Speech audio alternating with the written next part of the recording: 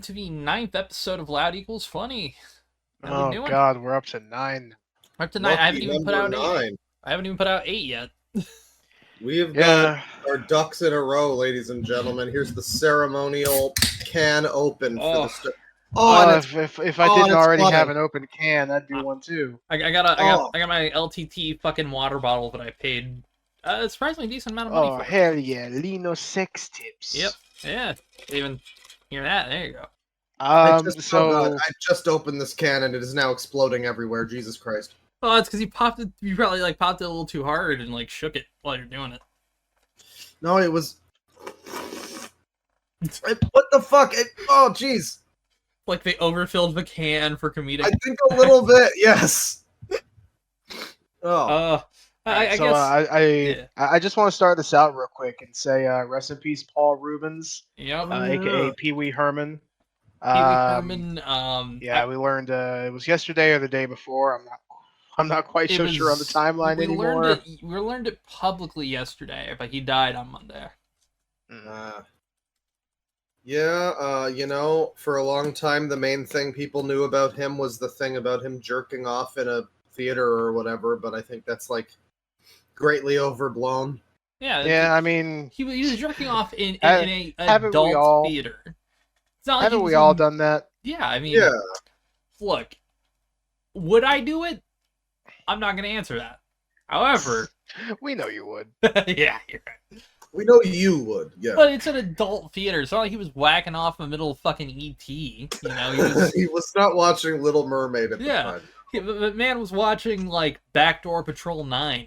Cut him some fucking slack. But if that shit happened today, though, it would be the same fucking thing. We've regressed. We've stayed the same in a way, but we've regressed. Yeah, it's a little bit funny. But yeah, he was in Mystery Men. He was also in Blow. If anyone's seen that movie, really good fucking movie. He had a comeback. He also, funny enough, we mentioned Call of Duty just a minute before we started recording. He was in a Call of Duty game as a main villain. Really? I did not know that. He was in Infinite Warfare Zombies. He was a weird film director who would throw people into his horror movies and kill them. Oh, so he was the zombies equivalent of Kevin Spacey in that game? He never molested anyone. Oh, okay. Well, that's an important distinction to make. Yeah. But yeah, no, he was good mode. Kevin Spacey be like. Yeah. He was really good in it though. Willard Wyler, he played a cartoony shitty film director, and it was fun. Yeah, he gets to play alongside Elvira. The thing about Paul Rubens is I don't know. I always got the idea that Pee-wee's fucking Playhouse or whatever was just a kids show, but apparently that Pee-wee's Big Adventure movie is a legit comedy film. It's hilarious. I would genuinely recommend for anyone who hasn't, go back and watch them. They're still good. Also, watch Mystery Men. He's great as the Spleen. I remember Mystery Men. That's a good movie. Mystery Men fucks. Mystery Men is the other big movie that used Smash Mouth. Yeah, that and that's what the movie. That's what it was made for. And then it got put into Shrek, and everyone remembers it for Shrek. Yeah, that is funny. I mean, it's funny. Smash Mouth. Almost every song that they ever made that got popular sounds the same. Yeah, and their best stuff is always the shit that nobody listens to. I mean, that's the same for a lot of bands, really. I will still defend the song "In the Morning Comes" because that song fucks. Yeah, the album Astro Lounge is apparently good. Yeah, it's outside of their main popular songs on that album, it's pretty solid. Also, God, I forgot Artie Lang was in fucking Mystery Men. Holy shit. Yeah, Janine Garofalo. Yep, with the bowling ball. God. You know what? That is going on the watch list later. I'm watching it sometime this week. Speaking of 90s movies, I watched the Matilda musical on Netflix yesterday. Oh, shit. I haven't seen the Matilda 96 movie since I was a kid. But the whole time I was just like, man, oh yeah, Danny DeVito was the dad. It turns out Danny DeVito directed the whole film. Oh shit, really? Nice. Yeah, he played the dad and he directed it. and I don't know which one was closer to the original book, but like, you know, it was a nostalgia trip by means of watching a different interpretation of the same movie. It was kind of weird. It's like they weren't British in the original. Danny DeVito wasn't British. I would love to hear a Danny DeVito British accent, actually. That could be interesting. Should we bring up the thing that I posted earlier before we started? Let's give that a little bit. Yeah, okay. But I do want to say a couple things something we missed last week, and quick correction. So first of all, the Ubisoft thing wasn't entirely true. Which so Ubisoft thing is that? Last episode, yes, there was a story where if you were inactive for a certain amount of time on Ubisoft's website, service, your account. Sorry, my mind just went blank. You run the risk of Ubisoft deleting your account and the games that you've bought. That's not entirely true, as it turns out. Now, I will preface this with Ubisoft claims. You know, they have like links to their legal stuff. I don't feel like reading all that shit. So I'm just gonna assume and then put like a big sticker that says Ubisoft claims in front of it. But apparently it's only inactive accounts that haven't purchased or linked with any games. So your copy of Assassin's Creed 4 is safe for now. There's your mention for this episode. Hell yeah. But it is still BS that your account can just get yeeted like that just for not being active. But at least your games are fine. I gotta find something I just instantly remembered. Continue, sorry. I mean, your games are fine, I guess, but it is still a reminder to everybody that physical is like, just be careful. Like digital games ownership is still like a pretty big problem where no one is sure if you own your games like for real. Yeah. Like if the service goes down, and if they are sure, it's certainly a no, you don't get to keep them once the service goes down or something like that. My biggest problem I've had, I'd probably say recently with digital gaming is I do love the discounts. Especially when a game goes on sale and it's like 80% off. That is amazing. But the problem is we're getting to this point where even physical's kind of not physical's not really safe when I picked up Jedi Survivor a little bit ago recently. That game is let me read it back there. 155 gigs. Alright? Yep. That is fucking massive. Yeah. 100 of that's on a disc. You have to download 55 fucking gigabytes. Yeah, and like if for example, the servers go down, that shit's gone. Yeah, if somewhere in the far future, like 2030, PS5 stops being supported, fuck you, I guess. I mean, like that sucks. You say in the far future, the channel Re-Res recently did a video about Tony Hawk's Pro Skater 5. Yeah. And how I think you just can't play it now because you can't download the big day one 20 gigabyte patch thing. I don't think you can on PlayStation. I think you can on 360, but don't quote me on that.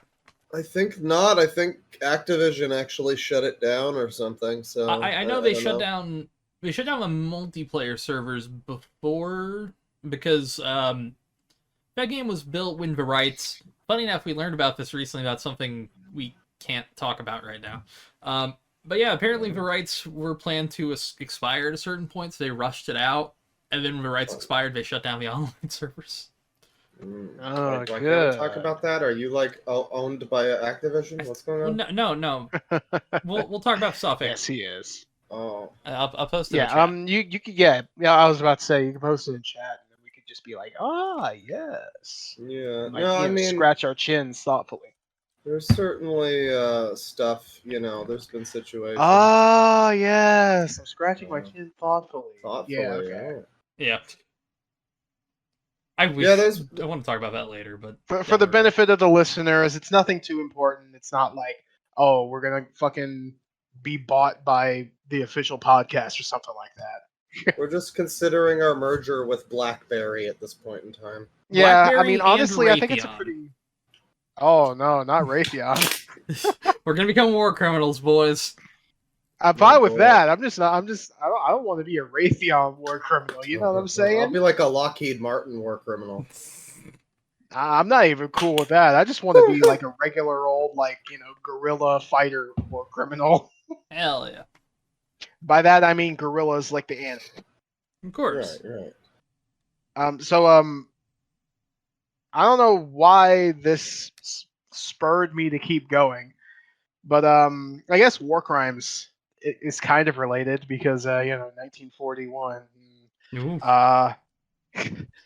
I don't know how I forgot about this. Oh. But I saw you retweeted it, Bane. Oh shit. And we really forgot to talk about the woman who made the song about why we can't talk about Jews. Oh yeah. What? Oh, we forgot to talk about that. Just Pearly Things, I think's her username. I don't know. Didn't. Let me find it. I didn't pay attention to the woman. I paid attention to the really out of pocket thing she said. What we can't talk about Jews? Like we don't talk about Jew? No, like no, it's like it's called Why Can't We Talk About the Jews? Oh, okay. So it's like pro Jew? Oh, actually, no. It's called Why Can't We Talk? ? Oh yeah. It's heavily implied to be about the Jews, and it starts with Why Can't We Talk About and a nod to camera, and then a little bit later, oh yeah, this woman says, "I'm not saying Hitler was a good guy." You stop the statement there. The statement is done, but she has to add a but after that. Oh. Well. What is the but? But like I wonder why or something like that. Oh God. Yeah. So this is a lady. Her name is Pearl Davis. I'm not doxing her. She goes by her real name publicly. So, and she's the best way I can describe it. She's decided to latch on to the modern conservative movement to grift. So here's the song. I posted it in chat. Yeah. If you look it up, it's Why Can't We Talk ? Yeah. This is a re-upload, I believe. Yeah, it's a re-upload. Yeah, it's not an original channel. But, was the original called Why Can't We Talk About the Jews? No, it's Why Can't We Talk? Okay. Because she started this whole career of basically being. She's 26, and I'm gonna say this very nicely. I was fooled. I thought she was fucking 35 tops. Wait, like the bottom, I should say. She always dresses. I don't know how to describe it other than homely. Tradwife vibes. Yeah. And it's clear, but she also, if you ever listen to her like speak, she sounds like she's had a fucking lobotomy, dude. Yeah, I mean, white girl with a guitar aesthetic. That's the acoustic guitar asking, why can't we criticize a group of people?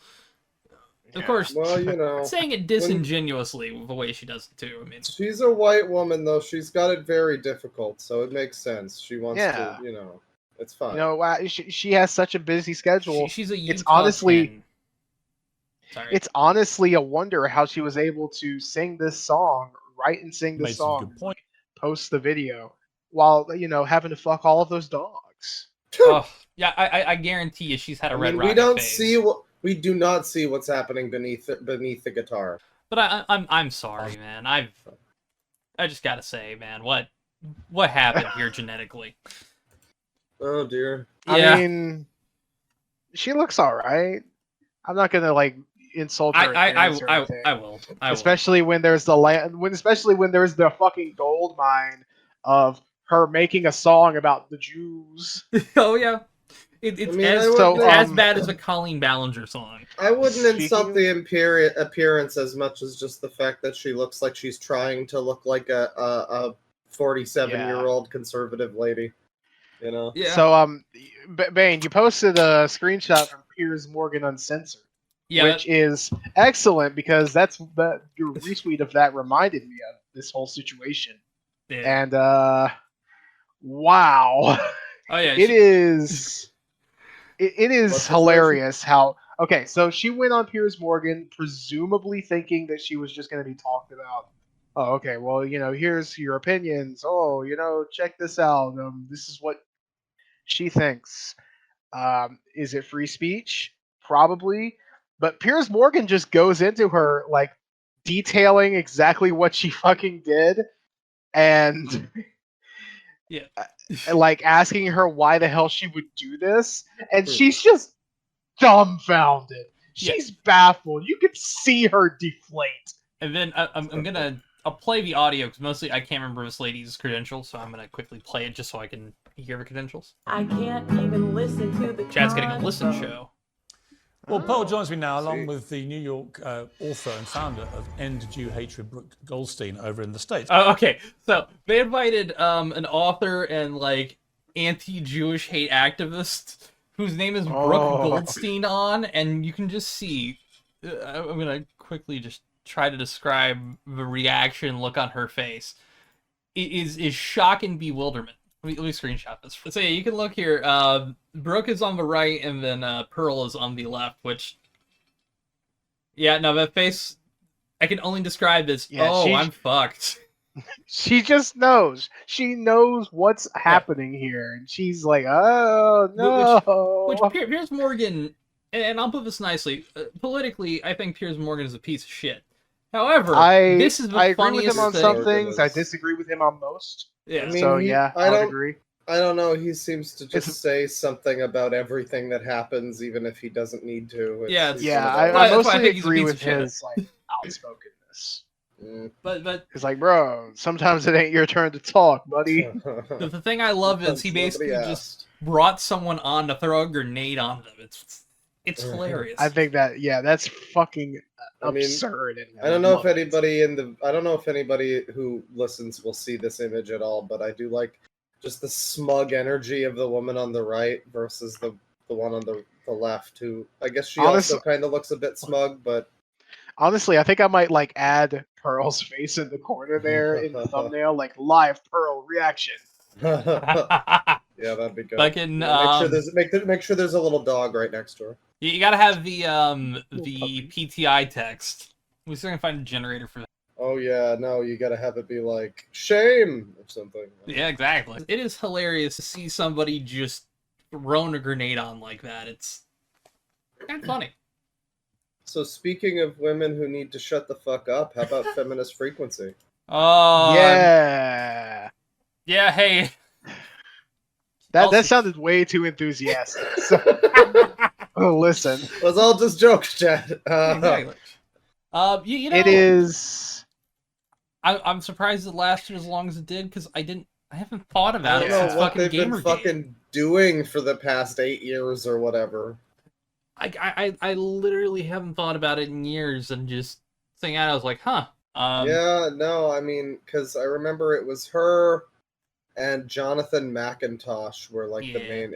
Anita Sarkeesian rather, and good old Josh. Josh McIntosh, yeah. I forgot the meme that like had everyone calling him Josh. I don't know. It was because he kept. I don't even remember him actually saying my name is not Josh at any point, but that was the meme, was him getting really upset that people would call him Josh. I don't know. Yeah. It was kind of like the Let's Go Brandon meme in the sense that it didn't make sense. Yeah, it's nonsensical to anyone with like 10 brain cells. Yeah. Well, people always said that guy was like the brains of the operation or whatever, and I don't know. I don't know what really happened. He left like in the middle of 2013, so he has the brains of the operation. That explains a lot. Yeah. Well, if he's the brains of the operation, nothing happened. Like, well, they eventually put out their whole order of episodes, right? Yeah, I think 2016 is what I'm seeing here, according to I'm not fully... No, 2017, according to Wikipedia. There was then a side series in 2019, and then... It's crazy how it took them 5 years to fucking fulfill on... How many episodes was it? Good question. I'm 13, I think about 13. Right?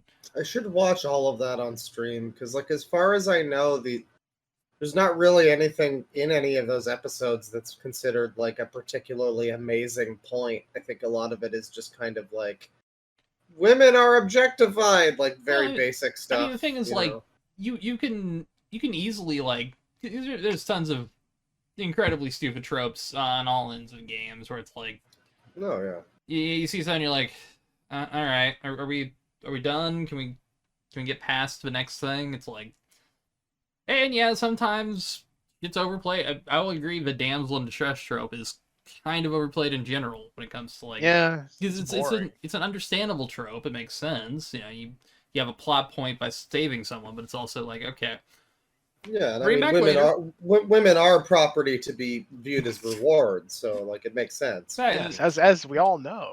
Level up, trophy of. I'm going to hell. Go home, gamer girl. Yeah. We got to do like a reaction to that fucking episode at some point. I've never seen it. I would love to watch it. Yeah. For Gamergate episode fucking like 20 or whatever. Yeah. I have a feel that we're gonna watch it and just end up saying like, yeah, it's whatever. There are a couple points that we could really laugh at. I feel it.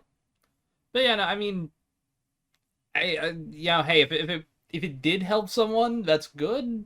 You know, because they also had the hotline thing, which I guess launched in 2020. Which yeah, they had it was games harassment hotline.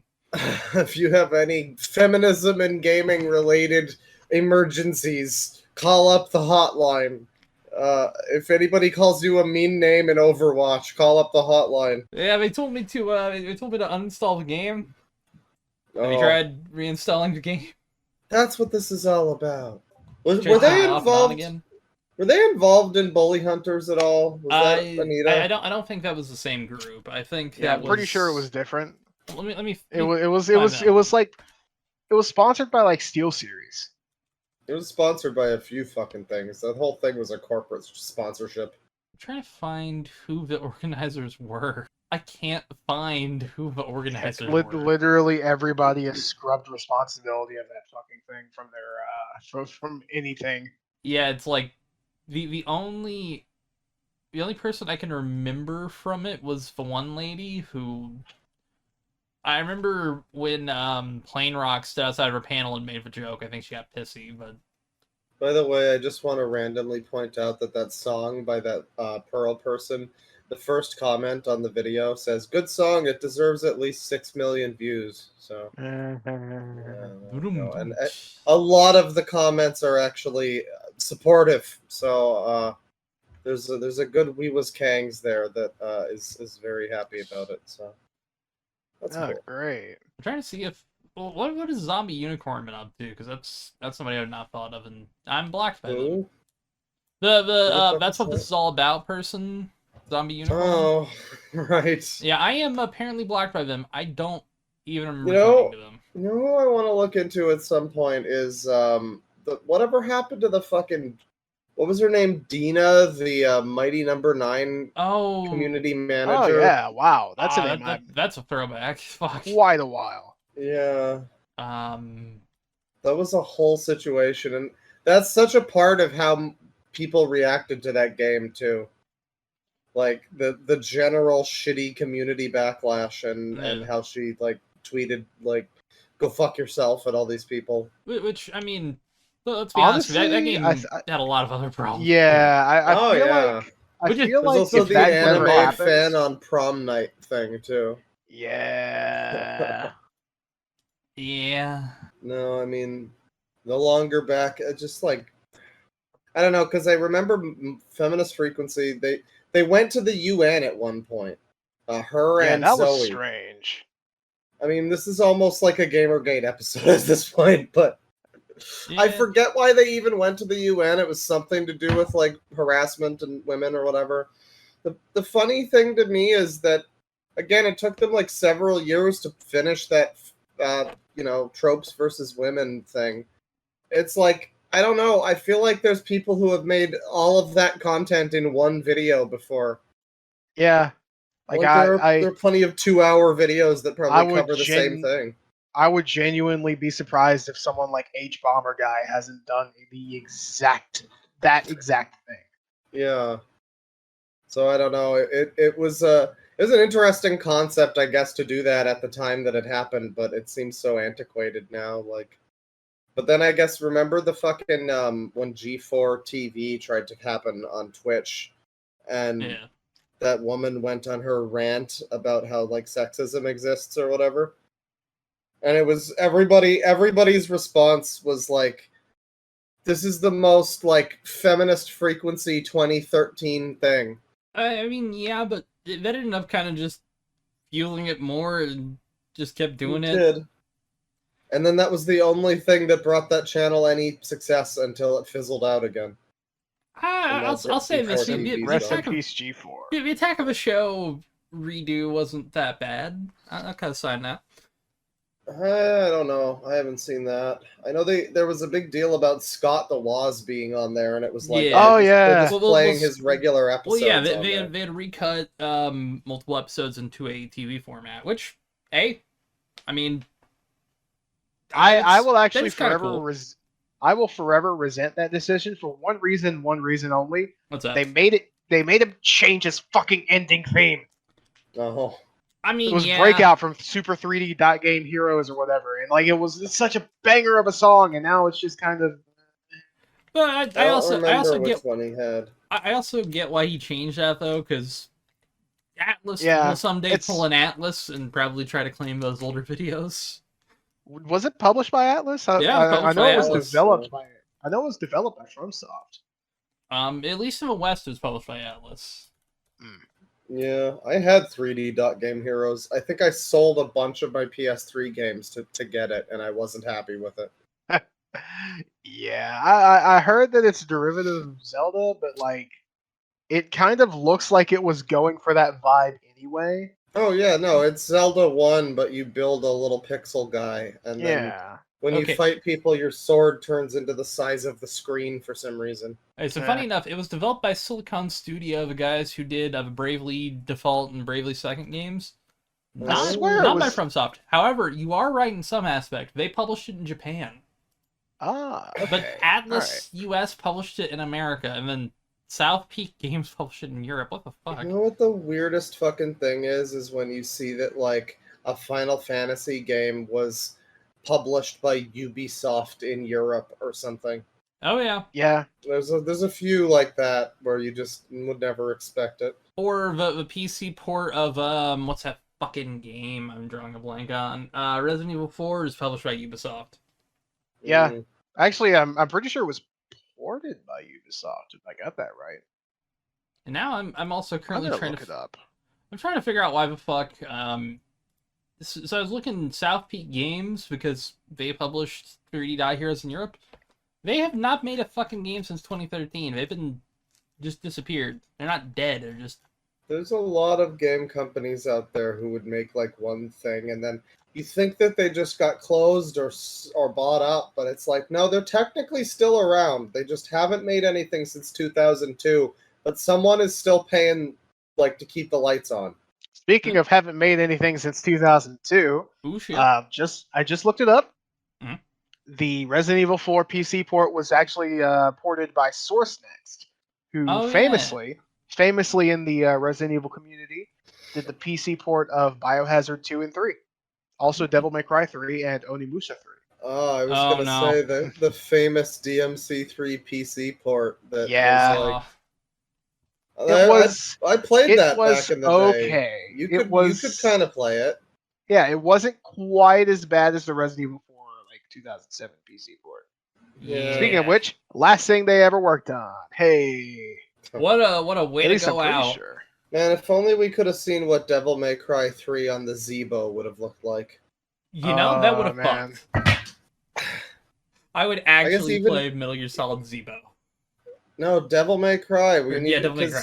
Metal Gear Solid Zeebo too. Fuck yeah. Well, that too. Yeah. Resident Evil 4 Zeebo. I mean, because DMC 1 was supposed to be RE4. I'd still love to see some version of whatever Resident Evil DMC game was going to be originally before it split into two things. Everybody in the fucking Resident Evil community really wants to see Resident Evil 3.5. And like there are so many different versions of it. if you ask someone in the community, everyone's gonna have like an opinion on which one they want to see. Yeah, I mean, I don't know enough about like the series. I guess for me, it's just it is interesting that they were just like, wow, yeah, well, this is entirely different. This is just a new genre, I guess. Never mind, different series, redo. And then well, RE4 is kind of partially based in like a castle too, so I guess it makes sense. They probably reused some of that stuff or some of that kind of element from DMC1. It's an interesting era of time, the early like GameCube Capcom boom thing. Oh yeah, I mean, shit. There's a Capcom game we'll never get to play.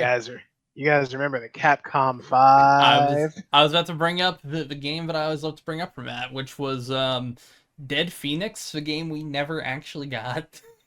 Yeah. That one looked really cool from the footage. I'm actually sad that one didn't come out. I don't even remember that one. I have, instead of actually putting memories that are useful in my head, I remember weird game shit.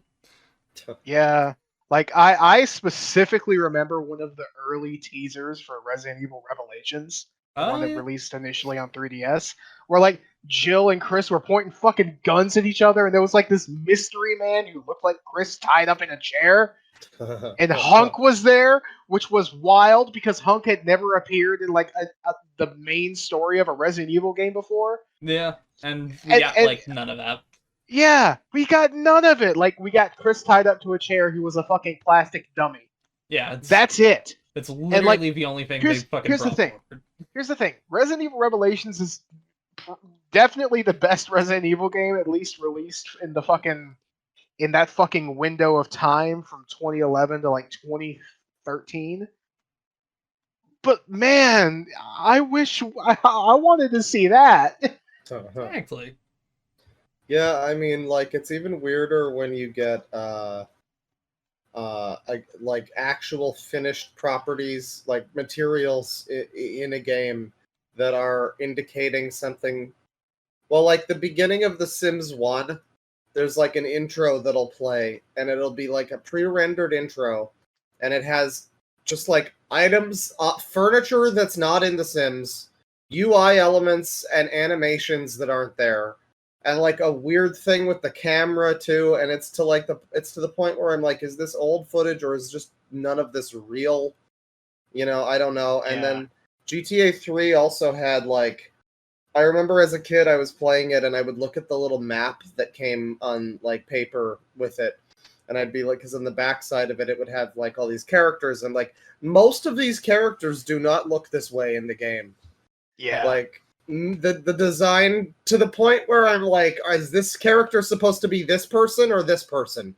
I don't even know. Yeah, and that's famous. That sells with the game, Famously, on the back of the Wii version of Twilight Princess's box, you can see a fucking magic meter. Oh, shit. That's famous, I guess. I've not heard of that one. Well, I guess famously among like people who look into this kind of stuff. I was under the impression I was such people. Shut up. Yes. No, I've not heard about that one. I guess that would make sense. They were probably doing a lot of... I mean, that game is very overstuffed in general, so... Yeah. Oh, real quick, I will say something. In the last episode, I mentioned the Twisted Metal series. I finished it already. It's pretty good. Yeah, I've heard it's not so bad, which is nuts because the trailer sucked.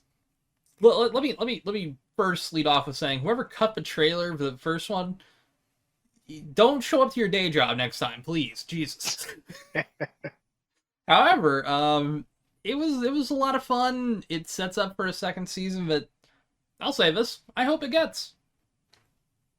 No, that's weird to think. I mean, maybe the Gran Turismo movie will be okay too. I'm still. I don't expect it to be. Yeah, honestly. I mean, it could be good. They started as gamers. Now they're racists. I hear. Well, that is the regular trajectory. Pretty True. much. I hear the word Neil Blomkamp though, and I'm like, I'll wait for reviews. Yeah. So, Manhead District 9. Quick question. This kind of just popped up into my head because of video game movies. Have you guys seen anything about the Five Nights at Freddy's movie? I've seen the trailer. Honestly, if I was given the chance, I'd probably watch it. I wouldn't go out of my way, but like... It's going to be on Peacock, so it will be streaming same day. I don't fucking have Peacock. Well, it just means it's easy to pirate. I have pee in my cock, but you know. Exactly. Pee in your foreskin, spinning around. I peacocked your mom. Yo, I Bond-burgered your sister. Yeah. I still don't know what that was getting at. I'm pretty sure it's like a really elaborate 69 joke. I guess. I think I heard somebody make that theory before, yeah. Kristen, you were going to talk about Graham Linehan and David Tennant. You didn't do that last time. Or the time before that. I don't think. No, I think it only goes back. I think it only goes back 2 because we had the Gamergate episode. All right, let me look up and see if there are any new updates on it. I don't think there are, but if there aren't, I can just immediately talk about it. Yeah. Let's see. Yeah, all of this stuff is just from like around that time. So, oh, good lord, over half of a month ago at this point. Just a few episodes back. So you guys know the show Good Omens that David Tennant stars in?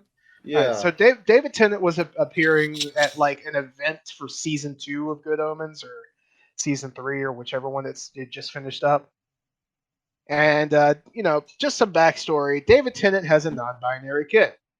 Which, whatever your opinions on that, he's very supportive. He wears a non-binary pin everywhere he goes. He's very supportive of trans rights and trans issues. And whatever your opinion of that, he's being a supportive father to one of his fucking 700 million sons and daughters and children's that were begotten by his hot fucking wife. His wife is undeniably amazing. Yeah. Have you watched Series 4 of Doctor Who? Oh, I have. Yeah. I'll just post a picture for those of you who haven't. For those of you who don't know who David Tennant's wife is, look up Doctor Who. Mm-hmm. Well, it's also the Doctor's daughter. It's also the 5th Doctor's daughter, isn't yes. she? Yep. Yes. Famously, the Doctor's daughter. The Doctor is married to the Doctor's daughter, who is also the Doctor's daughter in universe. Very, very cool. This is not confusing. It feels ancestral in a way. Oh yeah. In fact, I was very watching... very apt photo that I'm gonna send you guys. Oh god, that's fucking tiny. Never mind. It is tiny, but it's funny. I was watching a channel that talks about the Beatles today, and there was a video about like Beatles biopics, and multiple of them had Doctor Who actors. Yeah, Doctor Who just has every single. It's like Game of Thrones. Yeah, every single British actor has appeared in Doctor Who. Christopher Eccleston, with some very notable exceptions. By the way, Christopher Eccleston played Lennon in a movie in 2010, and then in like the 80s, fucking Peter Capaldi played Harrison. Nice. Yeah, he apparently had a pretty good fake accent too. All we need is McCartney and Ringo, and then we have a full Doctor Who fucking. A full Doctor Who Beatles quartet. Well, you'd get Patrick Troughton to do Ringo, I think, and maybe he had the hair for it. Yeah, maybe like Matt Smith or Paul McGann for Paul. I don't know. I don't think either of them really looked the part. Yeah, maybe. Dream is dead. Yeah. Well. I don't know. If we stay on this for too long, this is going to turn into the hyperfixations video on. This turns into the Doctor Who episode, yeah. Okay, so all right. So yeah. Quick recap: David Tennant appeared at a Good Omens premiere wearing his non-binary pin, because he had a child with his hot fucking wife, one of his several fucking thousands of them, who is non-binary. Yeah. And he also wore a shirt that said, I'm pretty sure I'm quoting on this, "Leave trans kids alone, you absolute freaks." So, whatever. It's whatever your opinions on that, he's supporting his kids, which is cool. Yeah. And then here comes Graham Linehan. Graham Linehan is a self-proclaimed TERF. I'm not sure if he's actually literally self-proclaimed as a TERF, but he is very trans-critical. And also happens to be the most divorced man in Ireland. Which is saying something. His wife left him because of the anti-trans shit, and his kids have also disowned him because of it. Yeah, because he's not like bargain barrel crazy. He's like actual fucking crazy about this shit. Yeah, what exactly is this guy's story again? He's like a writer, correct? Yeah, he wrote a lot of. He British wrote comedy. Father Ted. He wrote. Let me pull up a list. The I IT remember crowd back in IT crowd. Yeah, I remember back in like Gamergate era. Back to that again. He was on Twitter and he was like a shit poster, and much like I remember fucking J.K. Rowling was another one who like I remember she was all, oh, people need to open their doors to migrants and let people live in your house and all this stuff, and people were like, lady, why don't you allow a bunch of random people from another country to live in your house? Like she was trying really hard to be like progressive or something, and then just all of a sudden the TERF thing started happening. So that's interesting when you see somebody, because I remember criticism against her was everybody being turned gay, and then now she just tweets about hating trans people. It's the same thing. The Glinner guy, Linehan, he was like very like, oh, those hateful men, babies, the stupid white men, that kind of thing. Also, he was very much against Count Dankula with his pug that lifted its arm one too many times. Yeah. He was very much against that. Like he was mad. And speaking of him being mad, you just know that he got mad at David Tennant's shirt because he has no fucking priorities. Also, just want to point out, Graham Linehan's ex-wife is Peter Serafinowicz's sister. Peter Serafinowicz, of course, famous for voicing Darth Maul, being in every single one of the what do they call that trilogy? Cornetto. The Cornetto trilogy. Shaun of the Dead, Hot Fuzz. This is at World's End or something. Yeah, World's End. That's Pirates of the Caribbean. The World's End. Yeah. So we're really like there's a lot of moving parts to this. Some of them aren't really moving as much as others, though. So anyway, Graham Linehan, of course, being the Mulder that he is, was malding about this. He called him a groomer like an hour or two later, like after he initially said, "Oh, this is disgusting." So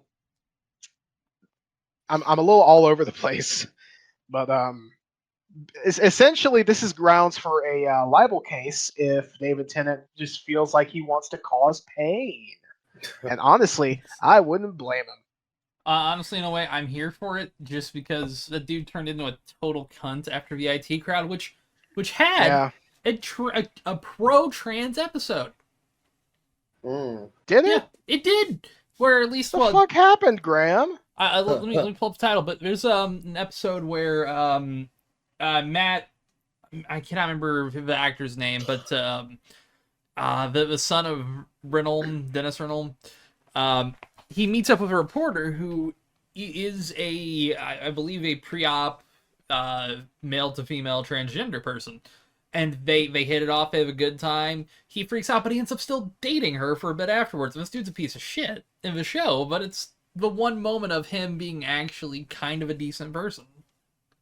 So nice. it's hypocritical that Graham Linehan has been on this fucking weird tirade over the last few years.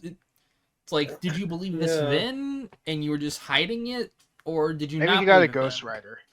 then? Probably. I mean, you know, it's like, you know, that guy might have. I know somebody who apparently, a friend of theirs was formerly like transphobic or something because they were themselves like groomed by a trans person, I think was what happened. And so it kind of gave them some fucked up, you know, associations with that, some baggage. And so they're working on that. Apparently they've grown a lot since then, and they get that that doesn't apply to everybody. But like, you know, I don't know. It just makes me think because, like, again, he was somebody who was very vocally, you know, liberal back in the day to the point where people were like, "Shut up, Graham Not Linehan." even way back in the day. This was No. relatively recently, like 2017, 2018. Yeah, and I guess I'm just like, because you know, people have their reasons why they might feel the way they do, and it's like, yeah, maybe, you know, whatever, like you say, whatever you gotta say. David Tennant's out there supporting his kid. Well, whatever you gotta say, Linehan has his views, whatever, but it's just kind of impossible to not look at it as this guy's out here supporting his kid, and this guy whose entire family left him for being bitter and weird is like upset that this dude has a family and is healthy. You know? So I just want to remind everyone that Graham Linehan is a divorced man whose ex-wife is the sister of Peter Serafinowicz. His kids fucking hate him. His wife took his Steam account in the divorce. Oh no, the Wii U! And David Tennant is currently probably fucking his super hot wife, who is the daughter of one of his childhood idols, and she is currently pregnant with their like 800th child. Meanwhile, here, Graham Linehan is sitting alone in his apartment eating a TV dinner in the dark. Yeah, he's stinking up his chair, wishing he could play Furry Sex on Steam, a game which Claw owns. Hey, you bought it for me. You're welcome, buddy. Fuck. You know, that's the problem is you didn't buy Furry Sex for Graham Linehan, and maybe that would have solved everything. You know what? You're right. I could have give him the offer. Trans people everywhere. Yeah. Yeah, man. I'm reading like he just tanked his fucking like he thinks every episode of everything he's in or every segment of everything he's in on this fucking Wikipedia page by his transgender activism, his view on transgender rights. Like the man has put his foot in his own mouth so many times. Well, it reminds me, I've talked about it on stream once or twice. There's the band Iced Earth from like the 80s, is like, and 90s. They're like a power metal band. Yeah. And I guess they were like fairly popular, you know, in that circle. People liked them. They were well known. And then like last year or something, they came out with an album. And by they, I mean the guitar player, after the rest of the band left, came out with an album that's like loosely about January 6th, about like storming the Capitol to overthrow the oppressors, and just stuff about like white genocide or whatever, like very thinly veiled. And so now it's like you have to look at every lyric this band has ever had and every song ever and be like, oh no, this is a bit of a Beatles, you know, dog in a hot car moment, you know. Yeah. So real quick, I do want to like directly quote what he said, because you know, at the very least, I think it's a good idea to be like honest with the things that have been said. So I posted something in chat. You guys can follow along with me. In his original tweet, which is a quote retweet of @AuthenticTurf, which great start. Picture of David Tennant in his shirt with the pen. And Graham Linehan adds, disgusting, comma, ignorant, comma, reckless, no punctuation afterwards. And then he tags a fan account because David Tennant isn't on social media. Well, honest to God, can we just say that what a smart fucking move?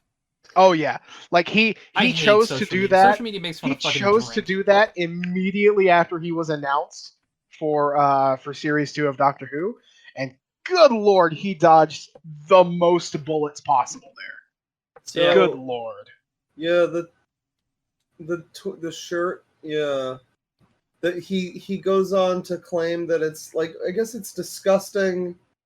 It says here, after Tennant is photographed wearing a T-shirt opposing child abusers, which, I mean, not necessarily. He's talking about like the people that are like imposing their will on, kids or whatever. Yeah. That's not. I don't know about that. That's just, there's like a quote retweet here that's kind of summing it up, I think, a little. Yeah. Yeah, Bad and writing questionably. takes.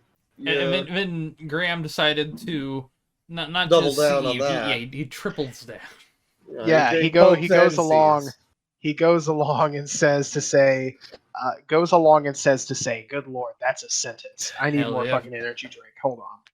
Hell yeah, check out Red Bull, brother. Yeah, Nah, I'm drinking sugar-free Monster, not the white can. It's like sugar-free green, like Oh. not like green in the like a green version of the white can. It's regular Monster but sugar-free, and it doesn't taste bad. That's the crazy part, because like a while ago, like a few years, I had this blue Monster that was sugar-free, and it tasted like dog water, bro. Oh, It was awful. I mean, This isn't so bad. I don't think I've ever had a regular Monster. Is it anything like a Rockstar? depends I on haven't how had a cold you. Rockstar. Well, okay, the way I describe it is, this depends on how cold you drink it. Preferably, the colder the better, but it tastes like yeah. shitty Mountain Dew. Oh. Essentially, it tastes like toxic Mountain Dew, but toxic toxic in a way that's like, yeah, this will give you energy probably, instead of, oh god, I'm gonna die. Here's the beautiful thing, though. The warmer it gets, it doesn't taste bad. It tastes awful. No, the way you describe it just makes me think of Slurm. Well, it's what Slurm probably should be. Yeah. Okay, so disgusting. Back to Glinner. Oh, yeah, which is his name. Glinner. Little nickname. Yes. Glinner. It doesn't sound right to say. It sounds like a slur. He's an absolute Glinner. What a fucking Glinner. Oh my god. What an asshole. I feel like, jokingly, to put more work on myself, and because it'd be funny, every time I say the word Glinner from now on, I'm gonna censor.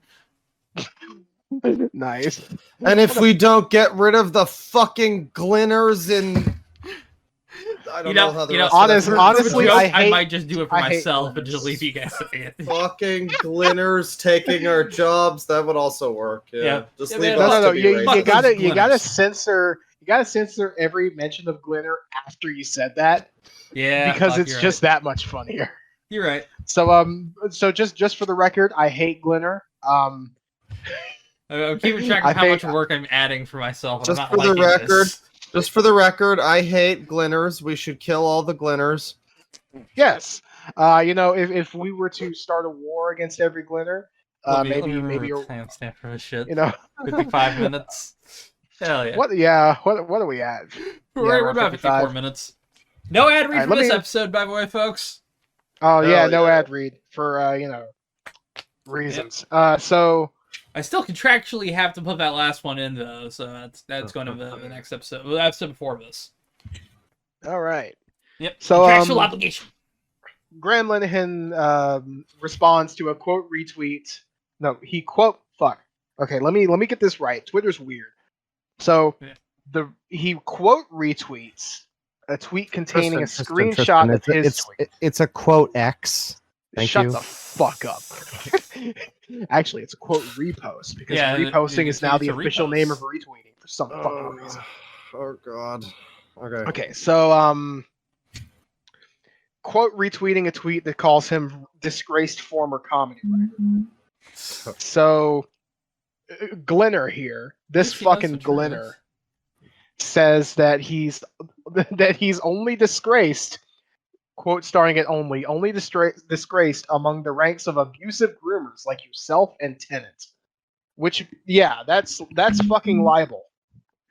And the UK's libel laws are much stricter than they are here. Ooh, so, yes. Again, if Tennant wants to, he can just fucking go for it. Yeah. I currently have no word on whether or not those tweets are still up, because let me actually just check if he's still around. I think he did get banned temporarily from Twitter, but he's back. He's still around, but he's blocked me. I just wanted to make sure that I'm accurate. Because it's one of the two. I can't access his tweets because one of those is true. Actually, technically, at any one time, both of them could be true. It's one of those things where, like, both of them, Glenner's attacking Tennant and by extension his kid, but on the other hand, David Tennant is infringing on Graham Linehan's ability to be a bitter old weirdo. That's true. So this might be a really long, drawn out case. Well, what I'm saying, genuinely, because like if it comes down to that guy being a stubborn freak versus David Tennant being a loving father, then that could come down to like. Oh, of course, Graham Linehan's rights absolutely supersede David Tennant's rights to be like a loving father. No. I mean, I would disagree with that, but I would say that they probably both have reasons to want to drag the other one through the mud. One for more valid reasons than the other. And that's the thing, though. Like, Graham Linehan really has nothing to stand on here because David Tennant really isn't actively like going out of his way to say anything about it. In fact, I'm pretty sure he hasn't said anything even tangentially related to it. Yeah, it's literally a shirt. Yeah. I mean, so currently David Tennant isn't doing shit about Graham Linehan's rights. Yeah, which I think would make it even better if he went for the suit. Which, I mean, here's the thing: for how quiet he's been, that might actually be happening. I'm not sure. I doubt it. He doesn't have social media, so it's possible that there's just not. Well, his wife is on social media, and as far as I know, she hasn't said anything about it either. Well, you gotta figure she'd have an opinion. I also think, though, like that's the thing. How relevant is he? Like, I mean, he killed his own career. That's the thing. At this point, he is only relevant because he is fun to laugh at. Yeah, it's like nobody's greenlighting a fucking Graham Linehan show unless they're desperate. I mean, that's the funny thing. Again, like fucking 8 years ago or whatever, when he would shitpost about fucking Gamergate on Twitter and stuff like that. It's like that was the era. That was the era when it was still like, oh yeah, you did do a bunch of popular stuff. How did you wind up like this, being a weird, bitter, like terminally online Twitter politics person? I'm pretty sure around that time he was still working on stuff. Yeah, and so now it's like it makes sense that by now, if he's still just been like that whole time. I mean, it's like the Diablo composer who shall go unnamed. I guess actually I can name it. This is on Bane's channel. This and also Matt Ullman. Yeah, currently we don't have a limited license corporation. Let's not say too much about him. But somebody. I will say that Matt Ullman is a fucking Glenner, sorry. Yeah, he's a real Glenner. I'll believe those ones. Don't worry, guys. Yeah, that's for true. And the thing is he's he is a like another person who respectable output creatively. Like he's done some really good stuff. Yeah, like something just went wrong. Something just snapped in him. Yeah, I think a wire got crossed somewhere. You get to a certain point, I guess, in like some form of fame or celebrity where it's like, oh, you either choose to be a normal person or you just like mind break and just go down a fucking twisted spiral, which Chris Angel mind break. Chris Angel mind fuck. You know what? Can we should partner up with Chris Angel, give him to a porno called Chris Angel Mind Fuck. And we just get a woman to stick like a part of a fleshlight in her ear and he just fucks her. Let's go for it. I'm down for it. Finally, you say something that I can agree with, Bane. Yeah, that is the best business proposition I've heard in years. That are we just do the same thing, but it's him introducing porn segments in like a smoking jacket. Chris Angel, you can do this, and we'll have Chris Mercedes Carrera be the one you fuck too. Yes. She's still currently in jail. We'll get a conjugal visit. Years. We'll get a conjugal visit. You know? Yeah, it'll be Oh fine. yeah. So somebody We'll corrected get me. them married. She's.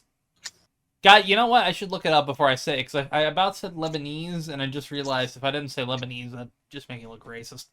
If I was wrong by saying she's Lebanese, Dirty knees, look at these. God damn it.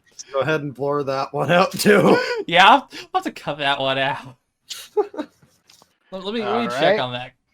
I guess this is going to be a spicy episode. Yeah. Yeah. Listen, there was a whole thing. Somebody said something about Mexicans the last time we played Halo, and I don't know who it was who said that. I'll type it in chat. She's Lebanese. We did not have a good placement before. But yeah, man, can we wait? So her name isn't? I mean, I guess porn names are all fake, but her heritage isn't Carrera heritage.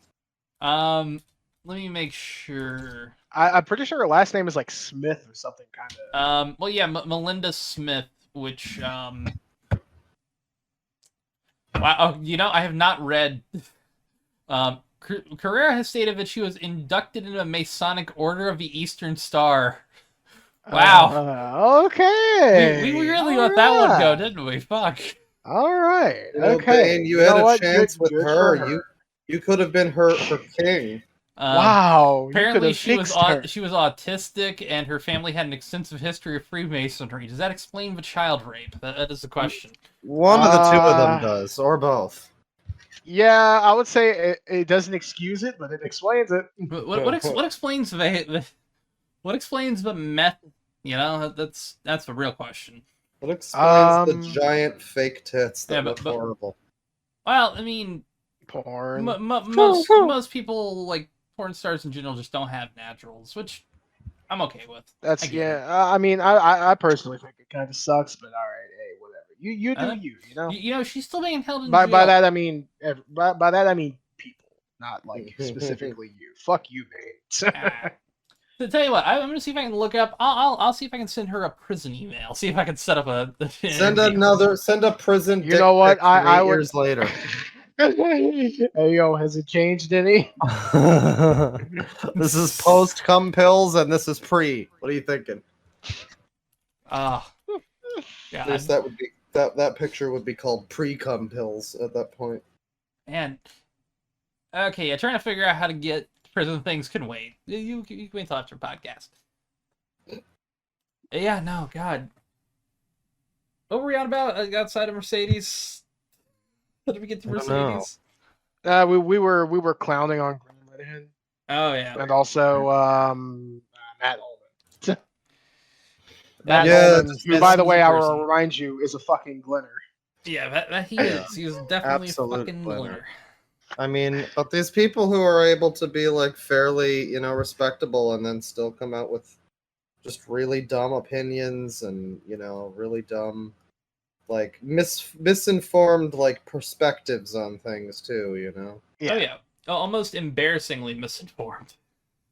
And I really do think that it's misinformed because like I mean, I'll be very open in admitting I was one of those stupid fucks who was like, hey, attack helicopters. But then like I gained a trans friend and it was like eye opening. Well, I mean like the attack helicopter thing, like there was some funny validity to it. Concept. There's a little bit of validity in the sense of the people who were going off about like I identify as a dog and all that kind of thing, but that's a very small minority of people. Yeah, that's also not like every trans person. Yeah. But like I think it was like at the very least funny of the time in like 2014, 2013, but like it got less relevant and less funny as it kept going. Agreed. Yeah. As many things do. And the thing is, like, now it's become a fucking cultural debate, and I'm so baffled by.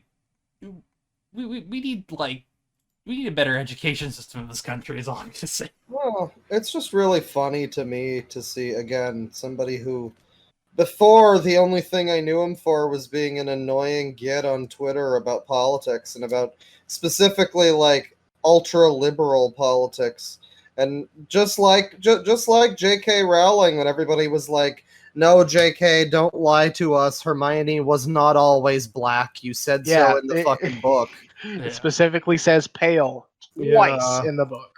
Like stuff like that, where it's like she was really overcompensating hard, and it's funny to me that like somebody like Graham Linehan, I don't remember anything that I ever said to him or he said to, I don't think I ever interacted with him really. I was aware of him back in the day, but like we knew he existed. We wish we didn't. One of my friends is outside. Oh shit! I told him I was recording to come back later. So hey, Robert, if you're hearing this. Now you know around where I was when I said I was recording. Like, nice. Sorry, Rob. It's alright. Do you want to continue or? No. Let's keep going. Okay. I told him he said he'll be back later. Okay, I was just making sure. I was like, do we need to cut? Nah, we're good. We're good. You're good. No, but I was just saying that like it's funny to me because people like Graham Linehan back in the day. I feel like the general thing, like comparing him to Matt Ullman, like what he would say, what he said to me, and people like that followed me were sort of like, "Oh, you all followed Gamergate or whatever. You're all irredeemable Trump supporters," and that kind of thing. Yeah, it's just funny to me how me and you guys and a lot of people that I have known who have been around. Either been like edgy internet people who maybe were like pro poll, that kind of thing. Like we've really grown over time in a lot of ways, politically and just matured in a way. And yet you get these people who, I think that shit is cringe now. They go off about their politics and everything, but they still are willing to be super, unwelcoming and less than progressive than you'd think that they would. It's strange.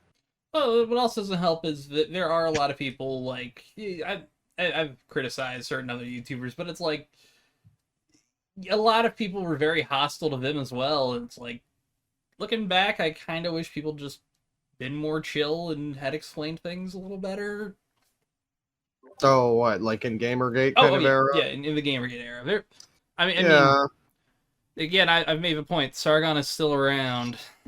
Yeah, but I mean, sadly. Like, just talking about like that kind of mindset in general. That like, I know everything. You are all shitty for not being smart like me. That kind of the thing that people claimed that every SJW was doing back then was like the blue check mark shit. It is just very funny to me that somebody like that has just that giant blind spot. Just a giant blind spot of like I'm super great and woke and progressive except this one thing. These one groups of people are not like people to me for some reason. I don't know. Yeah. And then now he's literally turf. Trans exclusionary radical feminist. He's killed his own career for it. I hope it's worth it, man. Rest in peace, fucking IT Crowd and Father Ted, the only two good things he worked on. And even then, I wasn't a big fan of IT Crowd. I'll disagree on that. I love IT Crowd still. I personally didn't like it, but also I'm not a big fan of The Office, so like, what do I know? That's fair. Got some good people that came out of it. The funny thing, like, I had somebody explain to me exactly what J.K. Rowling like believes. And I don't know, when I hear somebody has a problem with trans people, I just assume it's your standard, like, the liberals are trying to whatever agenda, blah, blah, blah. But no, her whole thing is like, that, and the turf thing, I guess, is like,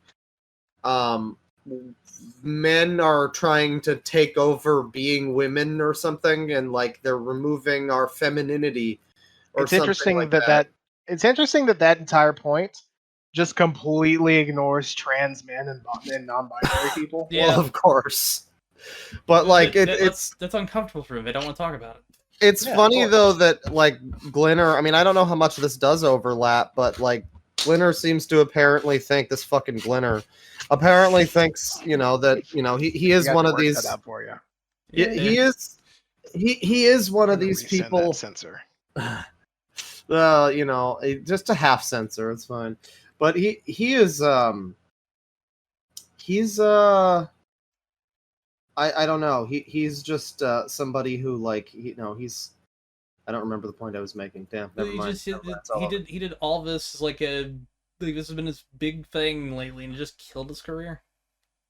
Yeah. Oh no, right. I was gonna say that fucking he tweets about David Tennant being like a groomer or whatever, and it's funny that his beliefs seem to overlap. As a TERF, I guess they overlap somewhat with the general like right wing opinion, crazy opinion of trans people. Yeah. Of like groomer, blah blah blah. This, which I thought there was a distinction there, but I guess it's just ultimately just some form of prejudice. Well, people have taken a term which is a reasonable term to use, because there's a lot of weird fucking people out there who do groom children. Yeah, but they've decided to point it at a group of people who, while individuals may be within that. I mean, I've talked about fucking. Yaniv multiple times. Yeah, Jessica Yaniv is. I've made a distinction each time I've covered her. Or I've even said her. I'm not trying to misgender or anything, because the trans person can be a piece of shit, much like anyone else. Them being a trans person does not necessarily equate to them being a piece of shit. If your instant reaction is to connect to that, I'm sorry, you're a cunt. Like, yeah, but also if you assume, well, the theory there has always been that, especially like Jonathan Yaniv, some people still say Jonathan because it's like, well, you're just kind of using your gender thing to like get into. It's funny that he is like the specific example, or he or they, or however you want to look at it. It's like the specific example of somebody who is actually that cartoonish meme of I just transitioned to look at your daughter in a bathroom. Yeah, it's like that person is literally that meme and nothing else. There's like one person in the world who actually is that meme, and that's John Jessica Jingleheimer Yaniv. Yeah. But Buck Yaniv in particular. Her name is my name too. Yeah, but Buck Yaniv in particular. Yeah. Not literally. Figuratively, yeah. Well, if you want to literally, I mean, you do you. That's just low standards on that one. That person's a fucking weird. Yeah. All right, so I have some sad news, gentlemen. Yes. Paul Rubens died again? No, not again. Oh, no. We revived him. Then we did what we had to. He didn't last long. Gentlemen, I have some very bad news. Yes. The Zuckerberg versus Musk fight is not happening. Yeah. No. Oh. I just know for a fact that it was Elon who bitched out. I just know it. If you look into it, his mother was fucking tweeting. I'm not calling it zeeting. I'm calling it tweeting. Tweeting about, her son should get in a fight and all that. Literally, his fucking mother was tweeting about shit. Which, God, how embarrassing. I mean, well, sadly, if we want to watch Elon Musk's teeth get kicked in, we got to do it ourselves. I mean, if we want to watch Elon's teeth get kicked in, we just watch the stock price for Twitter.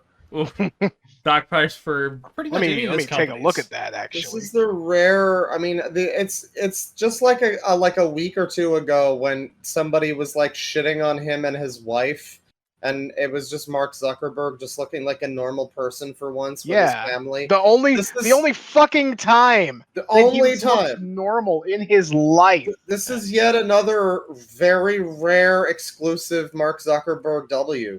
It's crazy. Oh, so Twitter went private at a certain point, so they are not listed on the stock exchange. However, I believe Tesla is. They went private. Oh, jeez. October of last year? Jesus. Oh. So, yeah, the stock price is currently $261 for Tesla. And the month it's down, like, it was up at 290. Then when he announced the X stock, the X name change, it went from $291 to $260. Yeesh. Yeah, and then it went down to 251 when the X change fully went on, including the sign thing. And then now it's at Oh, 261. do we want to talk about the sign thing? Claw, have you seen the X sign? No. How much you know Okay. about? How much you know about the X rebrand as a whole? Well, what we talked about, I know that the fucking X logo looks like a porn site, you know. Yep. Yes. So yeah, you go on this one. All right. So Elon Musk has been taking down the Twitter signage from Twitter HQ. I don't think it's completely down yet, but one of the signs is down. And up on the top of the building, Elon Musk decided to stick an ugly ass, tall, like vertical X symbol just sticking up into the air on top of the roof. Yep, And that would be bad in and of itself because, graphic design. Yeah, it looks like shit. Just look at it. That's literally what he had on a rooftop. Well, that's the logo, too. When you say it looks like shit, that's what the logo looks like. The logo looks like shit. Yes. However, at night, this became a different beast. Oh, yeah. Yes. It started fucking flashing really, really brightly and also strobing a little bit. Which, great. Is it supposed to do those things? I'm assuming so. Great. But it's at least I'm not sure. I'm actually not sure. Supposed to do. I'm actually not sure which is worse. I mean, he turned his fucking Twitter company into Kenny Rogers Roasters from that one episode of Seinfeld. Is this thing like interfering with air traffic? Well, it was really fucking bright, and it's across the street from apartments. Great. Yeah. Yep. So imagine your obnoxious asshole next door neighbor started blasting a fucking floodlight that was like synchronized to music, so it flashed off and on right across the street. Elon. Well, no. Elon is the guy with the strobe light. He's flashing in your apartment. God. Yeah, so it would pulsate. Eventually, they also wouldn't 2 days later. Yeah, they also wouldn't even let inspectors come up to look at it. So Monday, they finally decided to just say, fuck it. The government went up there and took it down. Yeah. Elon Musk, attention whore of the decade. Yeah, it is nice watching a grown man spend his money like I would when I was 10. Yeah. It's like... God. Yeah. It's just funny that, like... Again, I was watching this channel about the Beatles and stuff and talking, and one of the things that came up was the final rooftop concert that they did. And, like, how that's a thing where they kind of disrupted the people and... there were probably people who were trying to sleep or whatever. Yeah. They were just chilling, and then the Beatles had to come along and play a bunch of music, and it was loud, and that's annoying. And it's like that if there was just no artistry and it was exclusively ego and no interest in, like, we're doing something that will be historic. No, it's just, I want to do this because X is cool, bro. Yeah, it's like... one man's autistic fascination with the word X, not letter X. We're gonna get a hyperfixation episode about X. Yeah, we're gonna have Elon on. He's gonna tell us all about the power of X. Yeah, like tell me how X defines my life, please. Tell me. You see, there's no power. There's no power greater than X. They did rebrand the iOS and Android app finally to X. Yeah, I hate it. Let me find the name of God, what is the fucking... There's a shortcuts app. Well, no, I'm trying to find the name they had for the rebranded slogan. Blaze Your Glory. Yes, I was going to bring that up. Yep. Oh, boys, who up blazing they glory right now? Oh, yeah. Well, me right now, currently, yes. Oh, my God, it's such an embarrassing thing. They also had to get approval from Apple. So far, they're officially the only app that is one letter. Yep. So I mean, I guess that's interesting, but like, wow, cool fucking rebrand. It's less recognizable. Yeah, less recognizable, less character. I think in less than a year we'll all be saying, man, remember when Elon Musk instantly just decided to murder Twitter and just never start anything again? And in 2 years, we'll all be saying, man, remember when the internet was a thing? Remember before all of our companies fucking collapsed and I mean, honestly, right now we're all saying remember when the internet was fun? Yes. Yeah.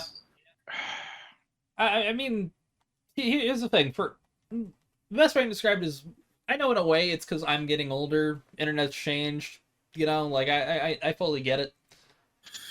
But also there are things where I see where I'm like, man, I feel bad for next generation. They're getting set up for just worst possible internet. Yeah. I mean, I plan on being dead by 40, so I don't plan on seeing this new version of the internet. But inshallah. Hell yeah, bro.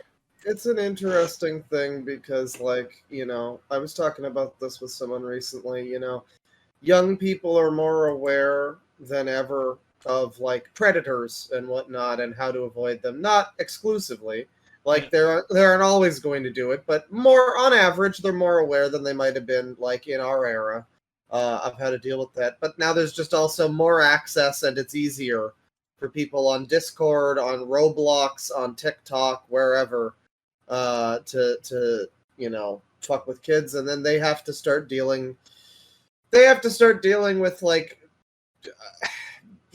people like this, you know, grown up weirdos and everything, and, you know, at a very young age, and so it's just, yeah, the modern generation of you know, young people having to deal with the fucking internet. Like, I guess we all grew up, you know, I think all of us grew up with the internet, but it was obviously in a very different, slower paced form, you know, and it still felt like a deep ocean of, like, you know, 4chans and other weird websites and, you know, stuff that you could find. It was like the Wild West, like people say. Yeah. But now it's just like everything is so fast and you're growing up on there.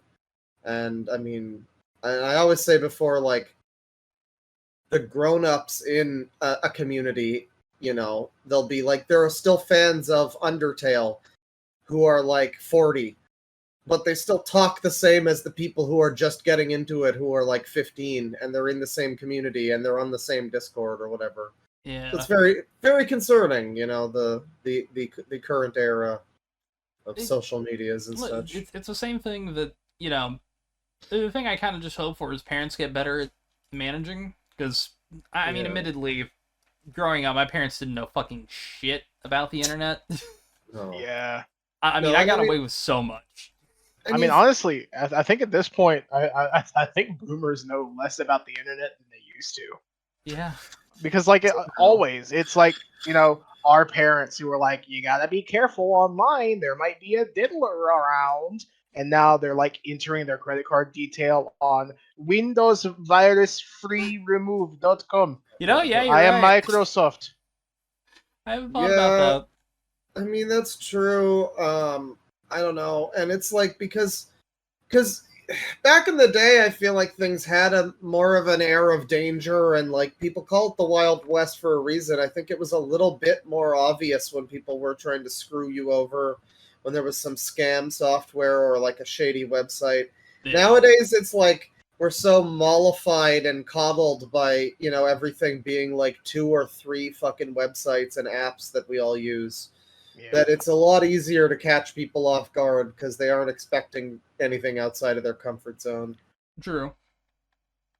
It is baffling how just wild scammers have gotten, how bold they've gotten over the years. Oh, yeah. Yeah. It's sad, but, you know, it's... I mean, hey, it's a lot of them are thankfully getting what they deserve. There's a fascinating psychology aspect to scammers. I mean, over and above, you know, the possible, like, societal element of, like, with Kitboga, you know, it's a lot of, like, Indian scammers and Sri Lankan and stuff. Yeah. And so it's like, what is causing things in their country to drive people to, you know, do this? Is it, like, lax laws, whatever?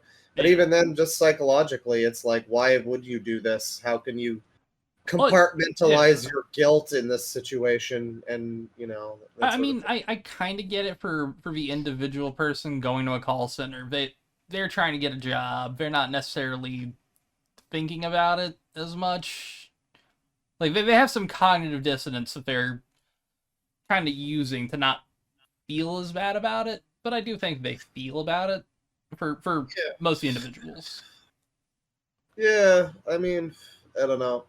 There does seem to be like, there's a layer of abstraction there with however you're scamming, where it'll be like, well, for some people, it's usually like, I'm scamming you through DMs or over the phone or over emails or whatever, and not so much like an in-person con type thing. It's like, as long as they're not there, they don't really feel they're scamming, you as much.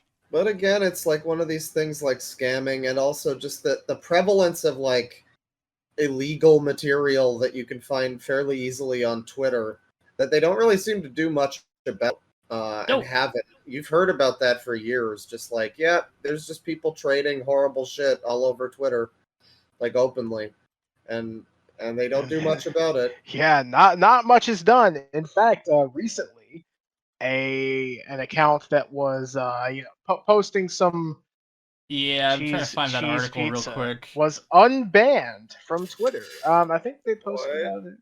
Yeah. I think it was posted in the Discord, in like the thread that I had set up. I'm trying to find this fucking thing. I retweeted fucking Elon Musk. Here we go.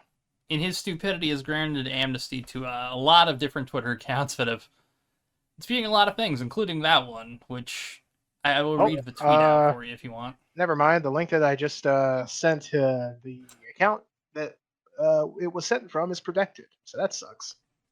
No, I can see it. Yeah, well, if you click the link, it's protected, so you don't have any of the additional contacts. No, I mean, I clicked on it and everything's here. Oh, am I blocked? Oh. Well, that's a shame. You take what did I do? Delete everything to the status part where it's just like Twitter / and the username. But I'll read this out here. It appears this tweet with horrifying CSAM child assault imagery was posted by Dom Lucari, an account with 571,000 followers on July 22nd. It took till 26 for the account to be suspended, and then it was unsuspended. Yeah, I mean... Yeah, so the tweet was deleted, and then he replied here, the photo on the right is an image from a video that was sent. It was a 1-year-old named Daisy. She was one of the babies that was rescued. So he posted one of the most notorious child porn images, also. Right. Yep, and he's monetized. Right, people can be monetized on Twitter. I forgot about that. It's crazy how, like, Elon is very much not like Twitter is very much not profitable for Elon, and though he's still doing this monetization thing. And of course, well, it's only if you're verified. It's supposed to like circle around so that you buy a subscription or whatever the fuck. I'm sure. Yeah. No, I mean, like, that's the thing is, all these companies that, again, it's like the whole internet is like 2 or 3 different companies now, and they still aren't doing much to actually help with like a lot of the things like that. And Elon is apparently unbanning accounts like that. That's cool, And I mean, this whole fucking. Well, we know why he unbanned the guy. I mean, there is the image of him with fucking Ghislaine Maxwell. Yeah. If I'm legally liable for what I'm saying, I'll say this here. Yeah, Elon Musk is a pedophile. Oh, how embarrassing. I'm not gonna go quite as far as to say he's for sure like that, but I mean, anyone who associates with Ghislaine Maxwell, listen, is automatically quite sus. Let's split the difference and just say Elon Musk is an ephebophile. That's fine. Yeah, you know what? That probably is actually true. I might cut that. No, remember how upset he got about those boys in that cave or whatever? Yeah, he got real like. He got real projecting with the guy saying like, "Oh, the only reason somebody lives in Thailand they're Americans to fuck children." It's like, I know, I've been to Thailand several times, sir. I mean, I'm the man pretends that he didn't make his money from his dad. I mean, Never forget the apartheid emerald mines. Emerald Yeah. mines. Uh, Do we want to talk about the Yes. Activision versus Anthony Fantano thing? Yeah, Anthony Fantano had a viral clip a couple years ago that they had ended up kind of, I don't know how to describe it other than like looping into like a TikToking marketing thing. Yeah, And, it's if you've probably seen it, you listener man, or woman or other, yeah. prefer not to say. He's like duetting, I think it's called, with someone slicing a pizza into a whole bunch of like thin slices, and he's like, "That's enough slices." You know, it's a whole meme. Right.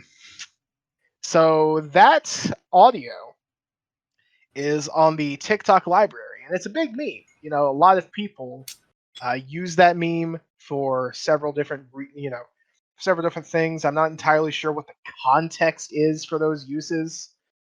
I don't really understand TikTok culture that much. No. Yeah, TikTok is French to me. But like, okay, so I'll continue on with some of the context. Yeah. Ubisoft posted a TikTok about Crash Bandicoot sneakers. I think. Activision. Oh, Activision. I'm getting my companies mixed up. Oh boy. Yeah, it was if I remember, it's Crash Team Rumble. Yeah, it was Which for some can't Crash tell you anything. Bandicoot sneakers. Yeah. And they used the enough slices like sound clip, which Anthony Fantano took some issue to. Internet's busiest music nerd. I'm pretty sure you've all heard of him. Yep. If not, welcome to the internet. How are you? There's an instruction packet on your way out. You know, How you doing? enjoy all of the horrors that this place has to offer. So anything that brain of yours can think of can be found. Yes. Oh god. So Anthony Fantano was none too pleased that his sound clip was being used in this Activision Crash Bandicoot sneakers TikTok. He said that it made it look like that he endorsed their games. That was basically it. It was used without permission, I guess. Also, and he requested it to be taken down. I'm gonna tell the broad strokes of the story before going into the specifics. Yeah. So Activision then the story says that Activision sues. And that seems pretty open and shut. Like fuck Activision, right? Anthony Fantano's in the right for not wanting his stuff to be used, right? That seems reasonable. It turns out no, actually. The voice clips were first of all uploaded to the TikTok commercial sound library, which can be used for any monetary benefit. Oh. When Fantano sent to DMCA, Activision was going to capitulate. They were going to be like, okay, yeah, we'll take it down. Sure, that's fine. Yeah. But no, he wanted more. He wanted substantial damages, quote, substantial. Yes. And threatened an alleged six-figure lawsuit. It cannot be overstated that it seems that Fantano really just wanted to fucking get a big paycheck out of this. I mean, yeah, I'll finish up with the background real quick. Yeah. So Activision decided to pull a reverse card, and they didn't sue, but they filed a complaint, which is basically preempting a suit, making sure that it doesn't happen. Yeah. Basically getting a preemptive judgment on whether or not something is allowed or good or fair use or something. So if all of this is true, then Fantano's in violation of the TikTok Sound Library's terms of service. Also, I have a clarification here. It wasn't commercial sounds, meaning that companies can use the sounds for any monetary reason. Okay, so this allegedly, is a fuck up. Allegedly, Fantano has also been trying to do the same to other TikTok users. Yes. I mean, if you put your shit on a platform like that, you can't get mad. Yeah, like genuinely, and if he wins, I think it's going to set a very dangerous precedent because, like, you agree to put stuff on the TikTok sound library. And assuming that he put it on there himself, if he were to win this, that means that you could, like, rescind on a contract, like the commercial music or audio license, and then just file a suit and everything's going to be fine. I mean, the way that you describe it and the way Charlie described it, it sounds like if he were to win, it would essentially be as if to say, well, contracts just don't matter now. Yeah, like, I mean, legally binding contracts just don't matter, I guess. Yeah. It's probably a bit of an over-dramatization on our part. Me and Charlie, of course, best friends. But parasocial, I do the greatest of friends. I do feel like, at the very least, it's a dangerous precedent to be setting. It's also incredibly dumb on his end to not read the fucking... Like, how do you not read the terms of service of a fucking platform you put audio on? Well, it doesn't appear that he cares. It appears that he just thought he could push people around. I mean, that's how it appears. Yeah. Oh, yeah, Bane. Tell me what line 18 of the Spotify terms of service is in.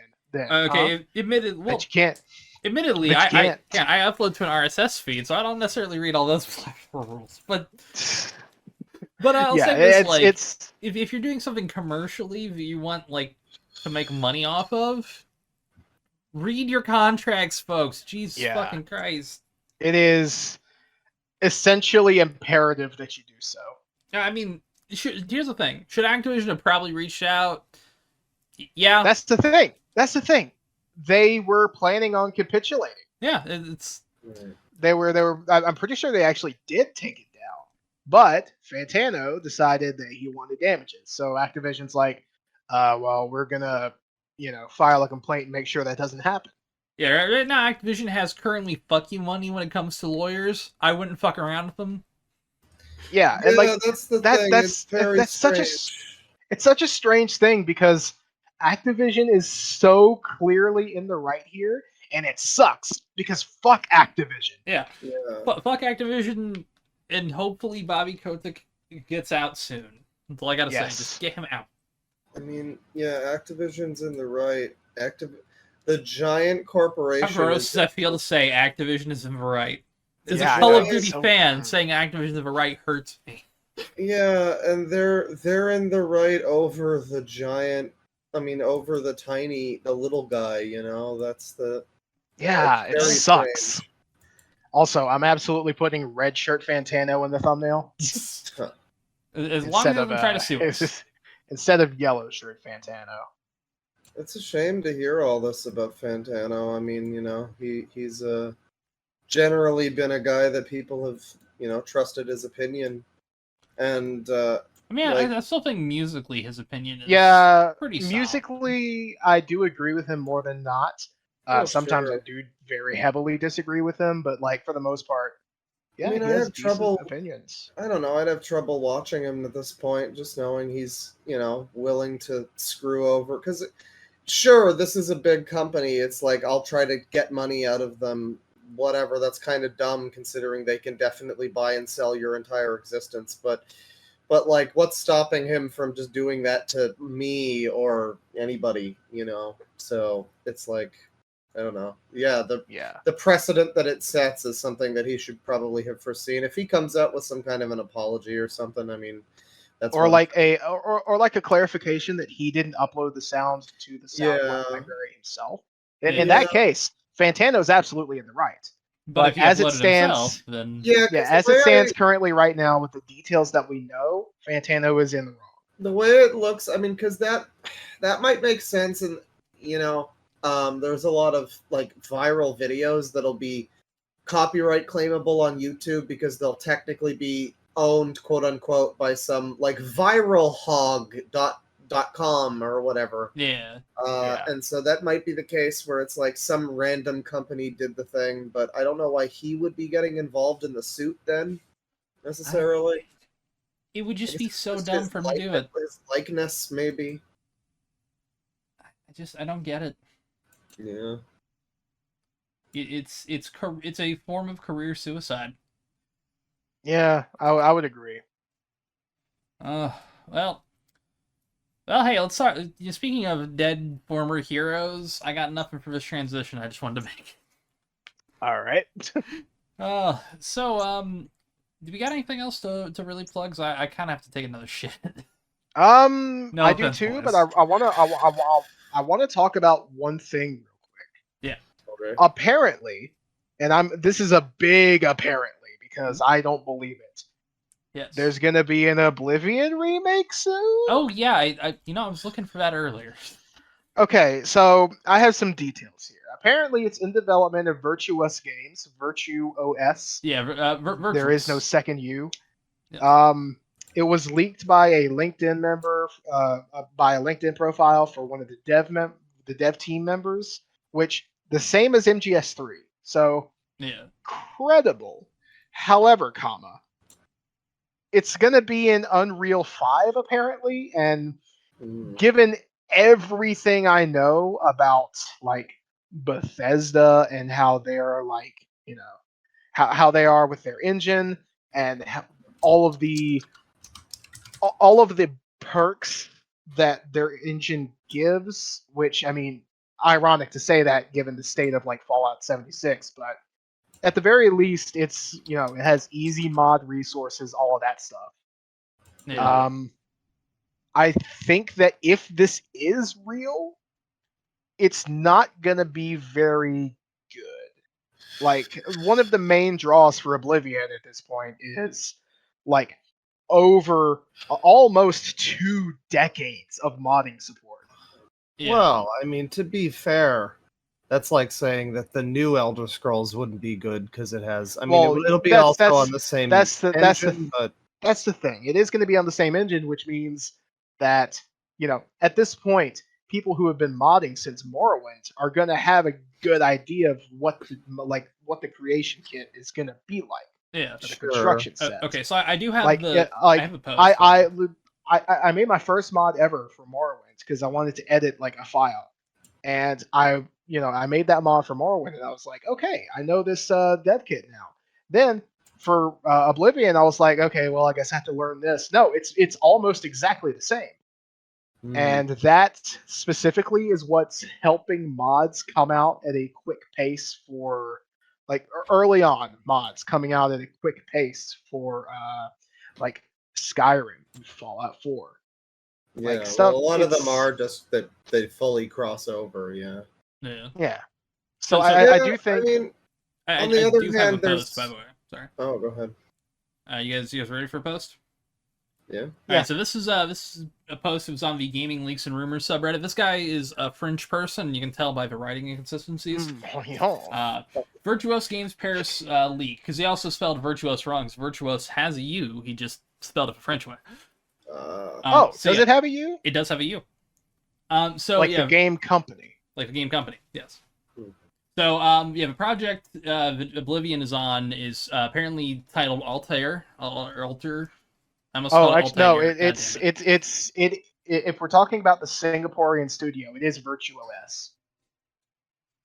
Really? Let me actually look at what they're working on. Well, no, because no. Like, here, I'll spell Virtuos the proper way, because this is how they're. I'm keeping this in. But no. It is VirtuOS because here at the very end of their Wikipedia article, in May 2023, Konami confirmed VirtuOS was assisting in development of Metal Gear Solid Delta Snake Eater. This is the same company. Oh yeah, the real spelling is. Yeah. Okay. This company. Yeah. But yeah, they're working on the MGS3 remake, which that's been a rumor. Yes. Huh. Okay, maybe I'm wrong. But yeah, they're working on supposedly remake of Oblivion. The discussion of it being a full remake are still ongoing, which I would say probably means whether it's going to be a full-on, like, in UE5 entirely remake. But what it says here is, for instance, so it means it being a remaster running both Unreal 5 and the original Oblivion engine.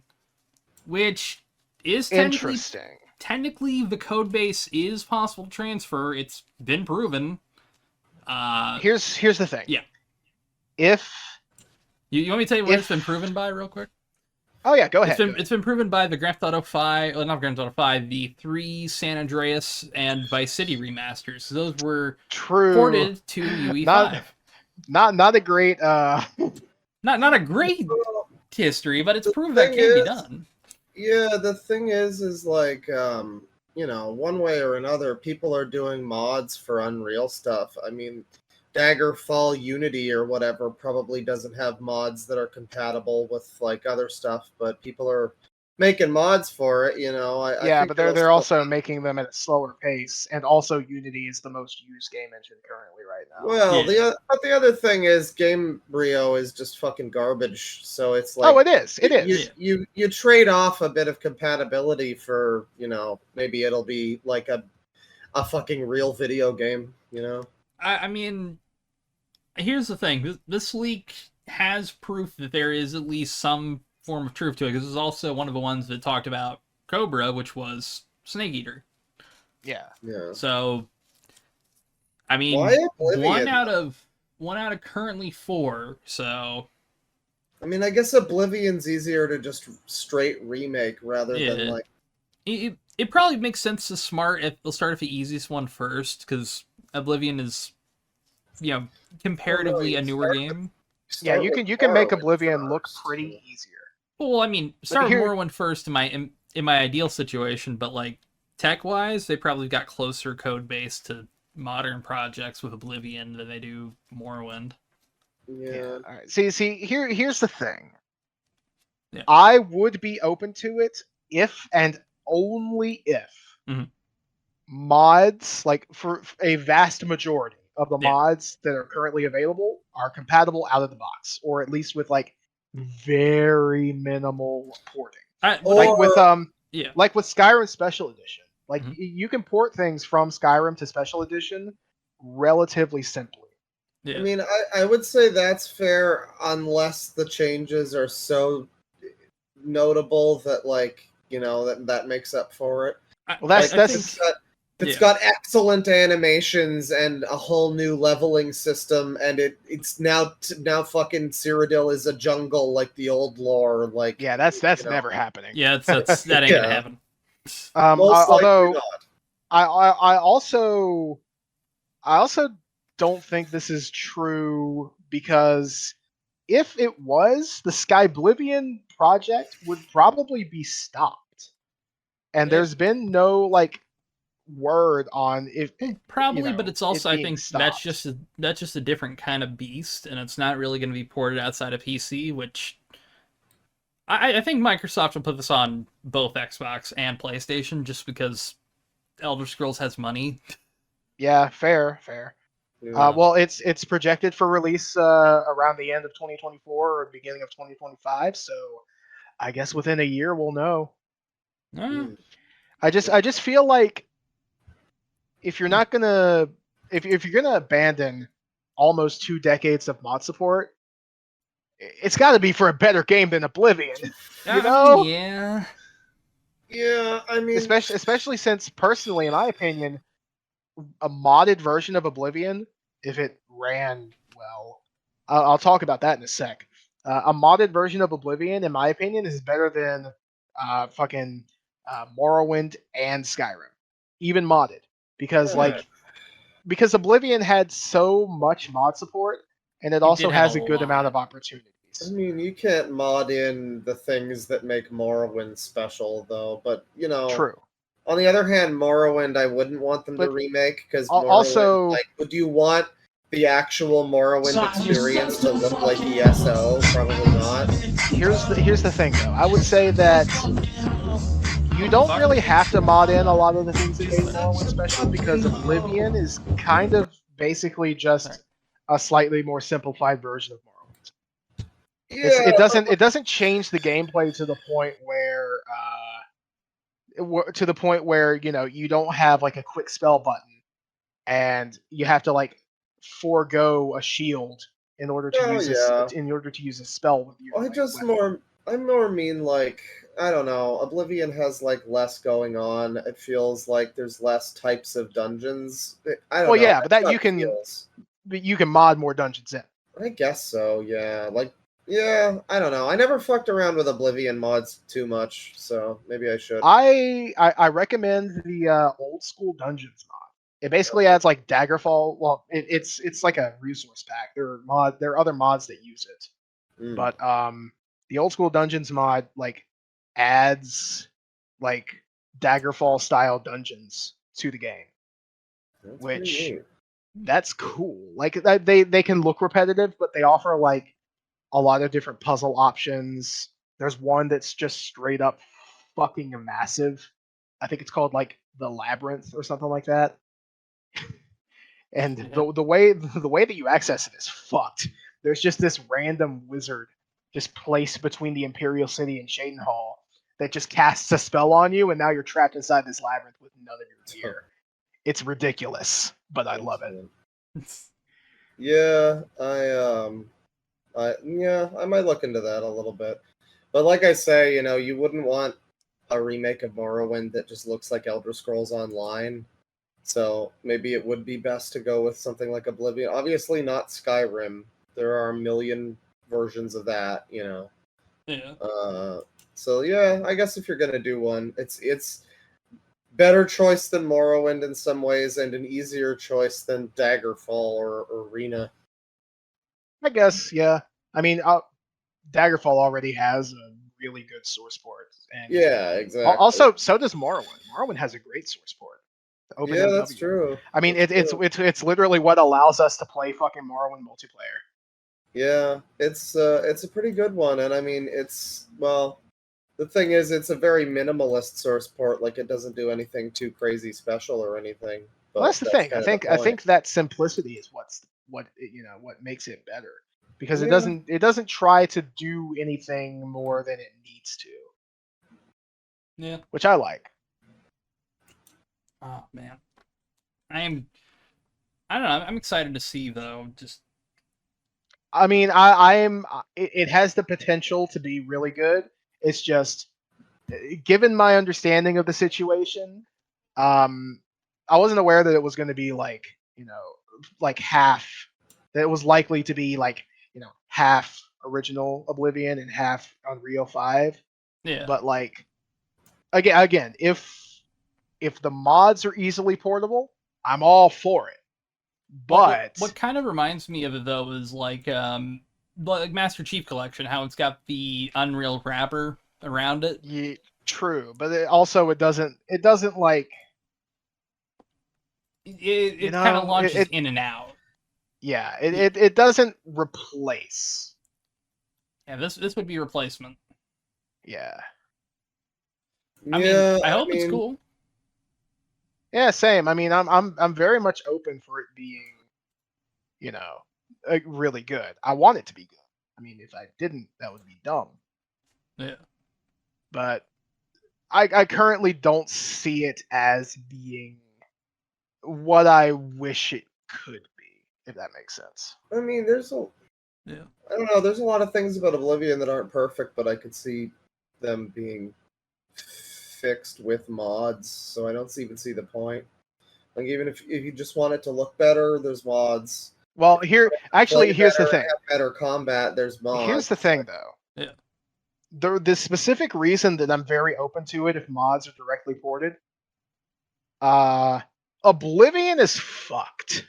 Oblivion needs a source port more than Morrowind does, because you can have all of these great graphics enhancer mods. You can make it look like so much better than Skyrim, but then it maxes out at 2 core support, 2 gigabytes of RAM. Yeah, there's some inherent core reasons to kind of go back and even fix Morrowind in a way, but it's the reason that Skyrim Special Edition came out. Like if Oblivion came out with 64-bit support, unlimited core support, like quad core or like 16 core support. Because New Vegas has like the 4 gigabyte patcher or whatever. You can do that. Yeah. It's just it doesn't really help much if your game can only run on 2 cores, because you would have to have a relatively fast single core clock to actually do anything with that.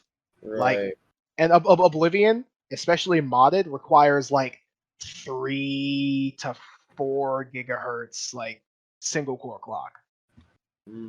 Yeah, that does seem very annoying. I know that. I mean, at least it's better than Fallout 3, which apparently just doesn't even start on Windows 10. It did. Yeah. Now it does. Years. Yeah, they did fix it. That's right. But yeah, no, there's a lot of people in the communities of a lot of games keeping older PC ports just active. Yeah. The Silent Hill community has a really good one for Silent Hill 2 called the Definitive Edition. Yes, the Silent Hill 2 Definitive Edition is fantastic. Yeah, it effectively, like, it is the HD version that we never got. It's the HD remake that they'll never make. Shut up. By the way, we're supposedly still getting at least one Silent Hill project this year, but there's still no date for any of them. Probably Halloween, I would assume. I'm assuming October, but the next one coming up is the Silent Hill live stream thing, Ascension, which could be cool, could be awful. Who the fuck knows? I mean, it's an interesting concept. I could see it going more south than, I mean, as somebody who has played even the absolute worst Silent Hill things, I'll be there for it. So if it's bad, I'll be there for it, but God, I missed that series was good. Yeah. Rest in peace, Silent Hill. I hope you come back to us one day. Same. You got anything else? So I don't have anything else, I don't think. Are we thinking about doing the hyperfixations episode after this? After like a quick break? Tonight, not tonight. I got a shit. Okay. Yeah. All right. Pro tip: don't ever eat Taco Bell. I just don't know why I keep fucking going there. Just don't do it ever. Bad idea. Yeah. Well, I'm losing the sponsor for Taco Bell bag, but you know what? Listen, hey, if Taco Bell sponsors us, I mean, I love Taco Bell. It tastes fucking amazing. Yeah. You get yourself one of those chicken cheesy melts, chicken chipotle melt. Fucking fantastic. Quesadillas, yes, Mamma Mia, they bang. Here's what you do. You get a sponsorship from Taco Bell, and then you also get like a Pepto sponsorship. You know what? Having team up for our first live show. That is the goated combo of fucking of my life encapsulated right there. That sounds pretty awesome. Anyways, all folks. Right, well, Bane has to go shit, everybody. Good night. I'm gonna go destroy my toilet. All right, hell yeah. Take Have it a easy, good one. Venus. Venus.